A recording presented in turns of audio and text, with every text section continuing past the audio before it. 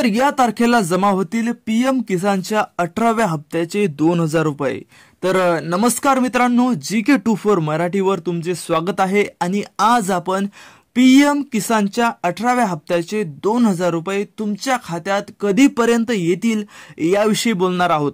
तर जसं की तुम्हाला माहितच आहे की देशभरातील शेतकऱ्यांना आर्थिक मदत देण्यासाठी भारत सरकारने प्रधानमंत्री किसान सन्मान निधी योजना राबवली आहे आणि या योजनेअंतर्गत शेतकऱ्यांना वर्षाला 6000 रुपये दिले जातात, जे पैसे पात्र शेतकऱ्यांच्या खात्यावर 4 महिन्याच्या अंतरावर 3 हप्त्यामध्ये 2000 रुपये असे जमा होत असतात आणि हे पैसे शेतकऱ्यांच्या थेट खात्यात जमा होत असल्यामुळे आर्थिक अडचणीत थोडीफार का होईना पण महत्त्वाचं काम करतात।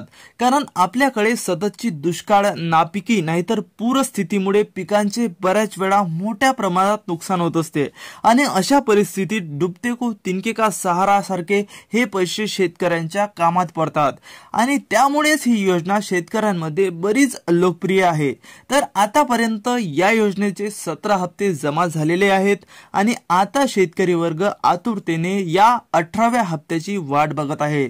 पण आता तुम्हाला यासाठी जास्त वाट बघण्याची गरज नाही मित्रांनो, कारण याबाबत एक मोठी अपडेट पुढे आली आहे। जसं की तुम्हाला माहितच आहे की पुढच्या महिन्यात दिवाळी आहे आणि दिवाळी सण आपल्यासाठी किती महत्त्वाचा आहे हे सांगण्याचं काही गरज नाही आणि याचबरोबर बराच खर्चही या दरम्यान शेतकऱ्याचा होत असतो आणि म्हणूनच मीडिया रिपोर्ट्सनुसार पीएम किसानचा 18वा हप्ता हा जस्ट दिवाळीच्या आधी शेतकऱ्यांच्या खात्यात टाकण्यात येईल, जेणेकरून शेतकरी वर्गाला आनंदात दिवाळी साजरी करता येईल आणि त्यांच्यावर जे खर्चाचं बर्डन येणार आहे ते थोडं कमी होण्यास मदत होईल शेतकऱ्यांना पीएम किसानचा। आणि यासोबतच बऱ्याच शेतकऱ्यांना पीएम किसानचा 17वा हप्ता पण मिळालेला नाही।